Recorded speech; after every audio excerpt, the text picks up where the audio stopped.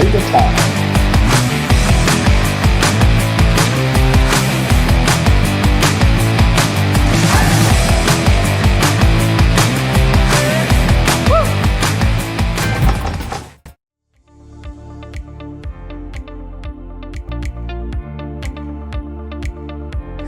Welcome to Chaile Time, our weekly podcast where we learn about the do's and don'ts at the workplace. Toby, we are starting a podcast where we're going to find out about the mischief of employers and employees, how the employers are treating their staff, and how the employees can play dirty to their employers. Are you ready? Are we doing this? Tsepo, we're going to tell it all.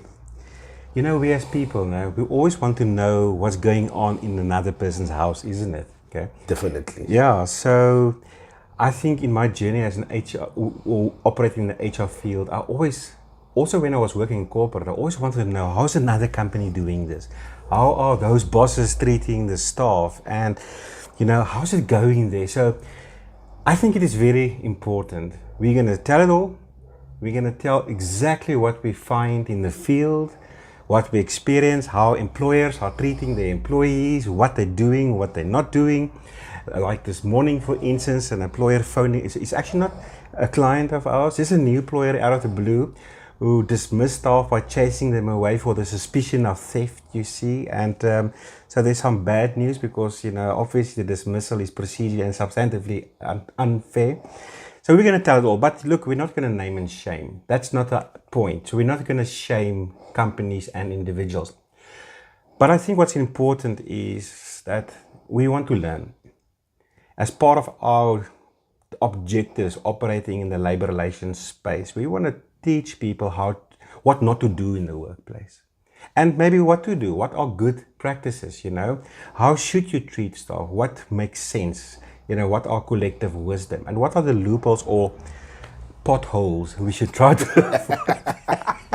let's make it real. Welcome to South Africa. Yeah, let's make it more closer, you see. What are the potholes we should avoid so that we don't have load shedding in the workplace, you see, if you know what I mean.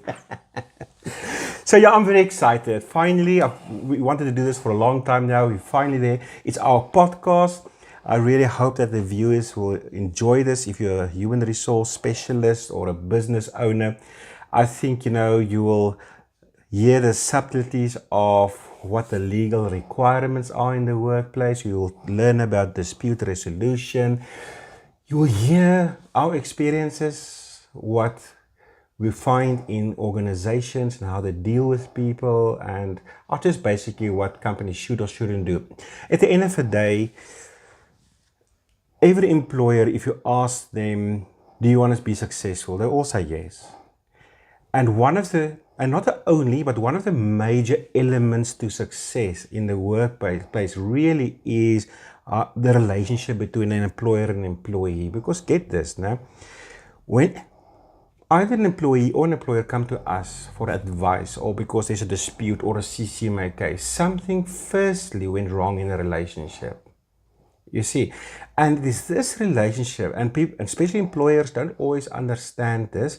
It is the quality of this relationship that to a large extent influences success, business success. But also for an employee, if you're an employee, it is the quality of this relationship that also impacts your success in your career ultimately.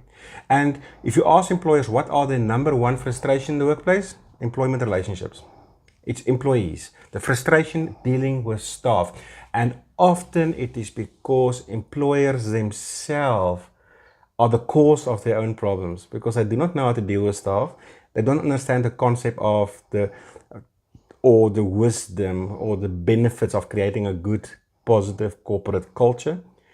And there's this thing about capital, which are the employers, and labor on the side, which is the employees. Like we're against each other, you see, we all are grappling with our own interests, you know, and we don't understand we are actually supposed to be interdependent. But yeah, that's why we're doing this, and I'm really looking forward to this. I think we're going to have a great time. As you can see, we're in the construction business today.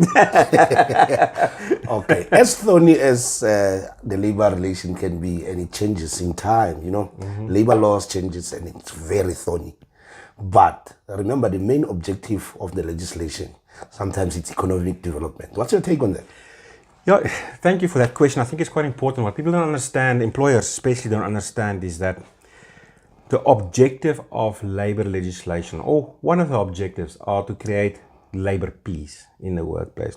And a lot of employers don't understand this. We get so emotionally involved in it's us against staff and staff against employers that, we forget that there are labor laws in place. There are policies or procedures and process in place in terms of dispute resolution mechanisms that you'll find in the Code of Good Practice of the Labor Relations Act.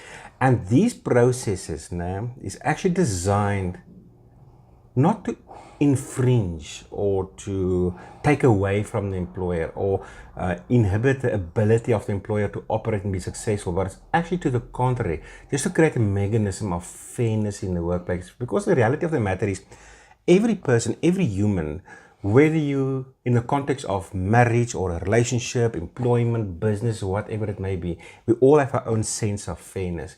And as humans, we have the ability to get even with each other. And this is where the LRA is coming in. From a dispute resolution process perspective, it's really to create fairness in the workplace. At the end of the day, none of us enjoys being treated unfairly. And the LRA really try to establish that. And you'll be surprised, once you start following the processes and actually subject yourself to it, people, you create a sense of a bit more fairness in the workplace. And you know what? It works. It's a better alternative than just be arbitrary and malicious and just fire on the spot and give warnings on the spot without listening to staff. And you also don't have to always give a warning, even though that mechanism is in there. Often coaching is a better way of dealing with, let's say, poor performance in the workplace or even misconduct in the workplace. So, the purpose of the Labor Relations Act is to create labor peace, but also, sustainability in the workplace and to help with job and business security in the company. So you also believe in rehabilitation. If someone commits a misconduct, it doesn't necessarily mean they must be fired. There should be rehabilitation. Chepo. Look, there's a time for love and there's a time for war. There's a time and a place to dismiss. Yes. Sometimes an employee should not be in the workplace. But this is my personal view. And this is actually so strange because I help so many companies with warnings, and you also.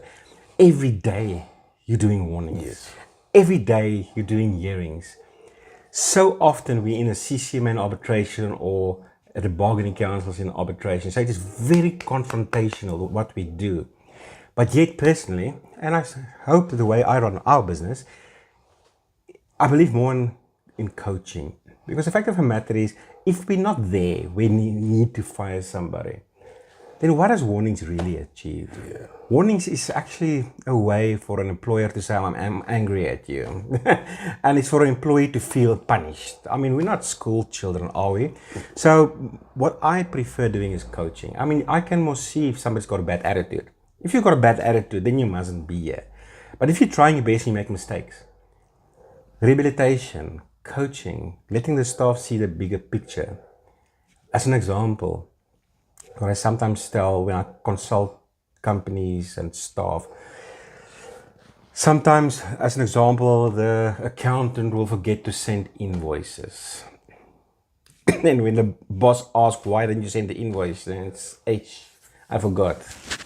So instead of giving a warning, because the person is not a bad person, the person is actually trying his or her best, sit with the person and say, how will you feel if payday, I forgot. I forgot to press that pay button. Let the person experience the emotion, Yeah. I've got debit orders going off, Sure.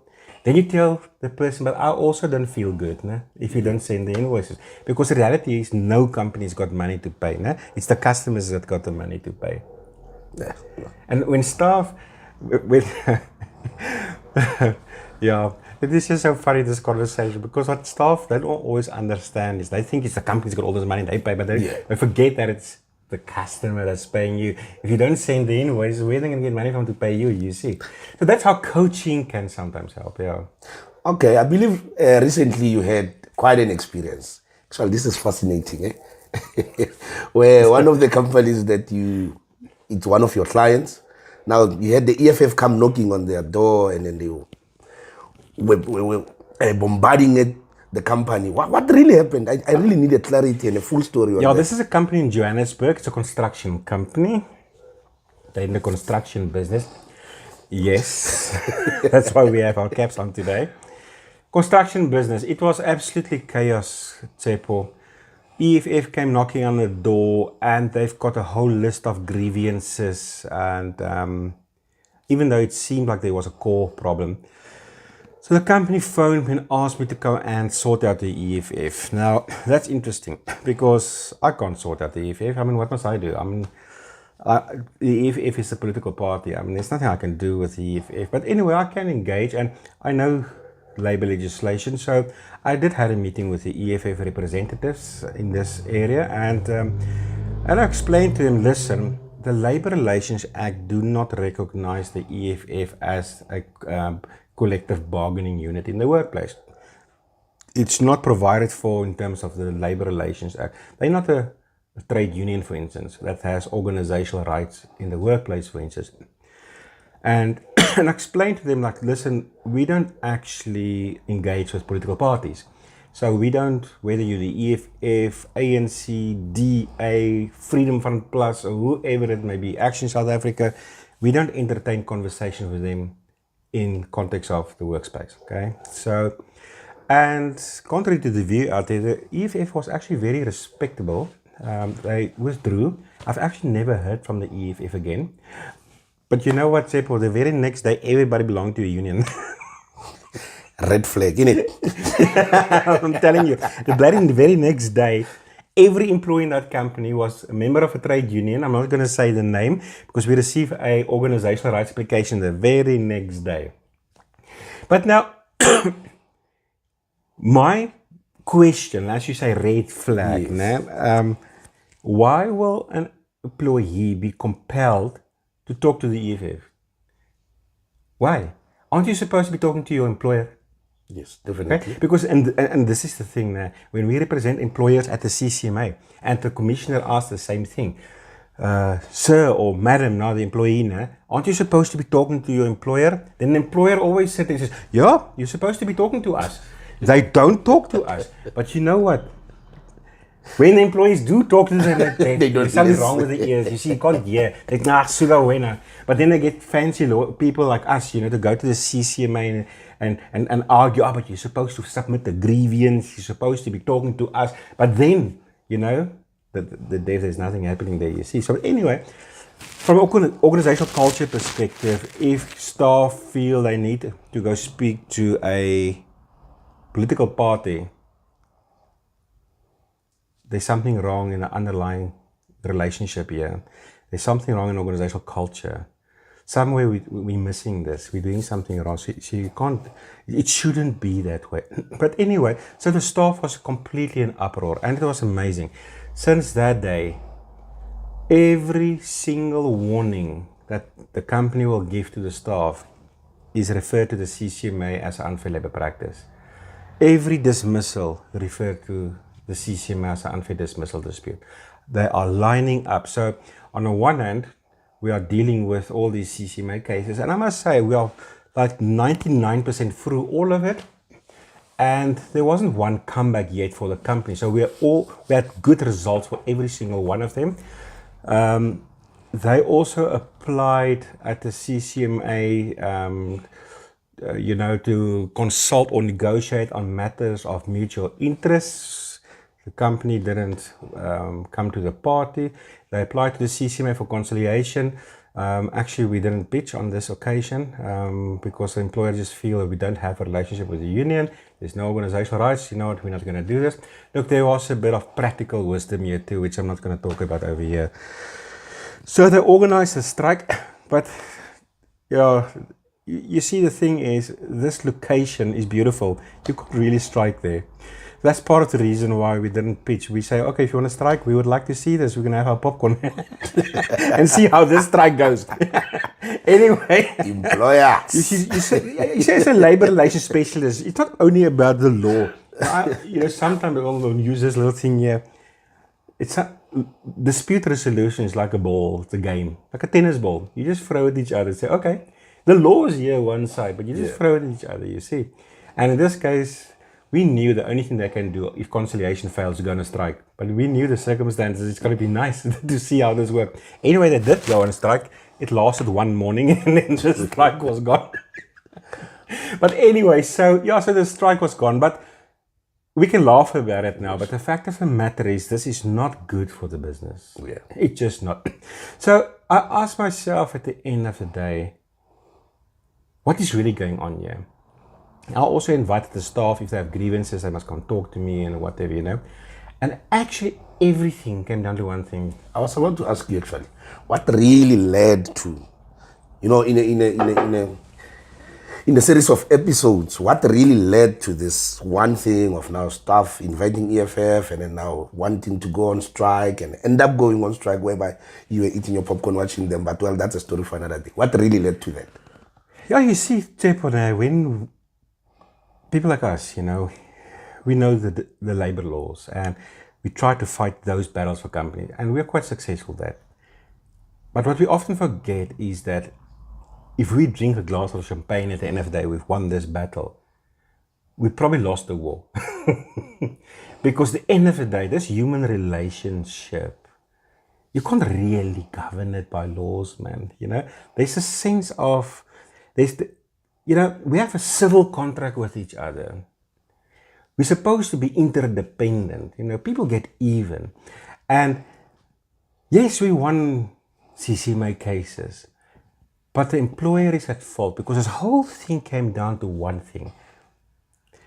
The employer is deducting PAYE from the staff's salaries, which is fine, which is right. Now, for those of you who may not necessarily know, PAYE is employee tax.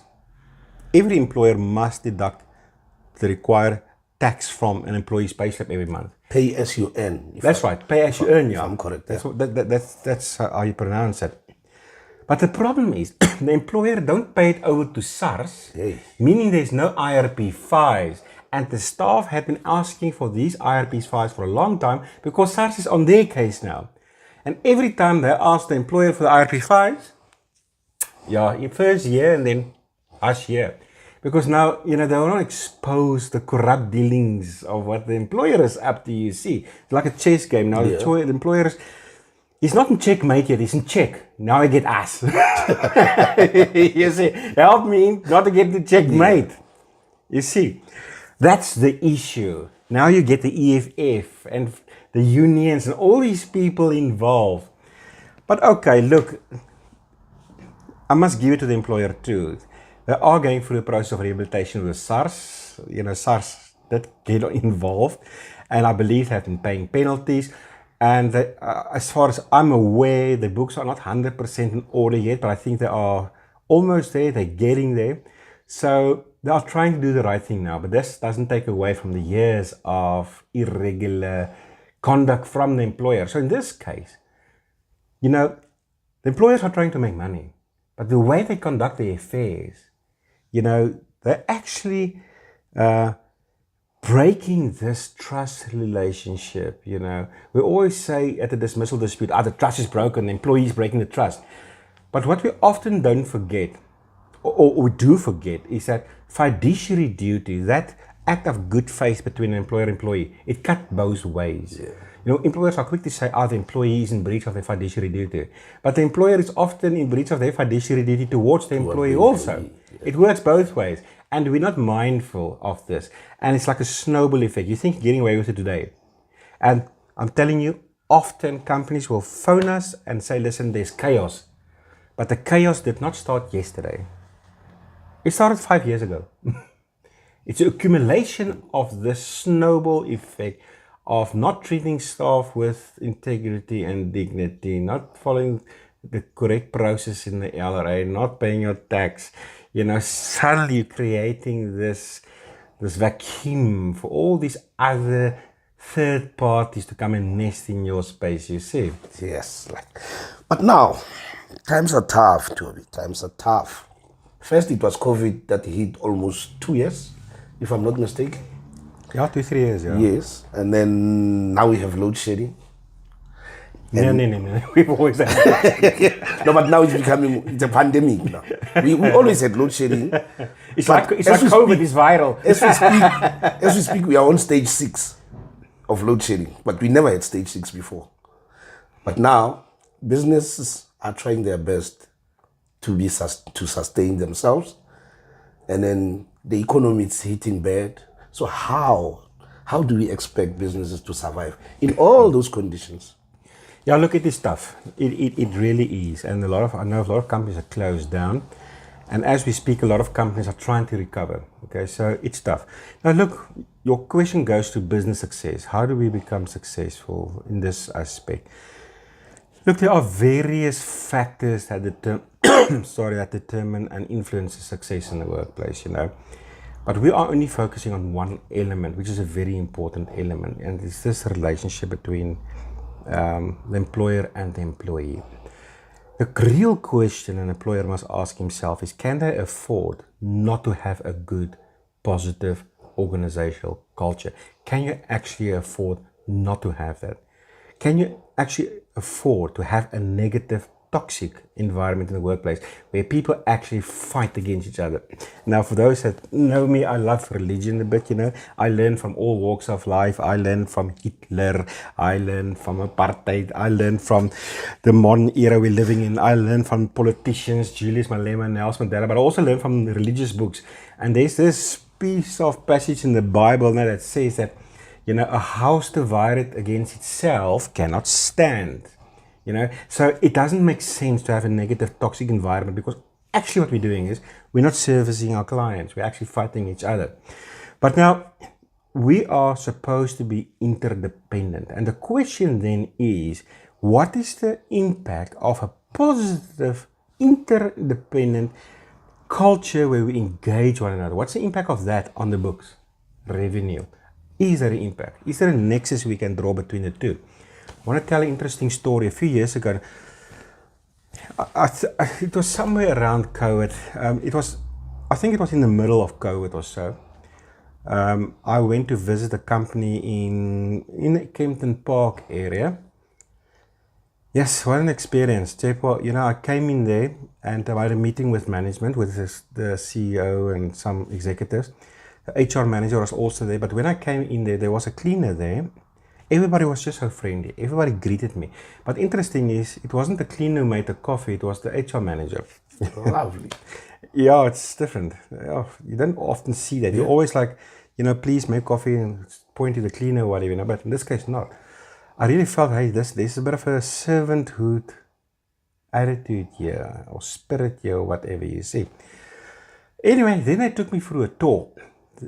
These people are manufacturing, they are importing German components in a manufacturing space and so forth, and we went through a tour, we went through the store, and there were staff walking there, and as we walked, they greeted us nicely, but we came around the corner and there was this big mechanical workshop. Tsepo, my jaw fell open. It was cleaner than a hospital. Normally you will see oil marks and dirty mechanics, whatever. Spotless, the floor, I suppose the floor was like a prison, in prison they always polish the floors, you see, it was like that, it was like sparkling, the equipment, the spanners, everything was just sparkling. So I stood still there, and I just asked, so I was talking to them about what I'm seeing here, and they told me normally with their clients, when they want to close a deal, they also take them through a tour, and when they get to the mechanical workshop, that's when they start signing papers, that's when they get to close the deals. So I asked them, how does this impact revenue now, especially in terms of COVID, because their competitors, some of them actually start closing down. And they told me it's booming. They can't keep up. It is just revenue, sales, it's just increasing, ever increasing. But anyway, we continued with the tour, and at some stage we got to a little bit of a library. And there they have it. A few computers with books, Wi-Fi, a nice big printer. The staff's children after school, they come and sit there and they do homework there. Yeah, they do the homework because the company feel they want their employees, to know that the kids are taken care of, that the kids are secure and safe, and that they actually are doing their homework, these little buggers. So, otherwise mommy's not watching them. Yeah. Then you're not doing your homework. Anyway, and there was a canteen with free food and so forth, but the best part is, they've actually explained to me, they have a legal budget for their staff. So in their private lives, if they get involved in legal disputes, and at that time, just recently at that time, one female employee went through a divorce, and the company actually paid for her legal fees. Don't start now. Okay, but this is now an exciting example of a company creating a fantastic organizational culture. And I know about other companies like this too. Now, I'm not saying we must go overboard like that. Not all companies have these budgets to pay for staff's legal fees. I get that. But the scientific evidence is there. A good culture leads to more money. Yeah. And it creates a bit more fairness in the workplace. And you know what? We have some clients like that. There's never a warning going out. There's never a CCMA case. Just never. Yeah, because sometimes you ask and say. And they're using us only to consult on how to do this and how to do that. They don't have disputes in the workplace. And it's because of that culture. So that's my experience with EFF and unions and people not paying their taxes, Tebo. Thank you very much for unpacking all of that for us. Folks, that's what we have for this week. And thanks for watching. Thank you very much. See you next week. Thank you.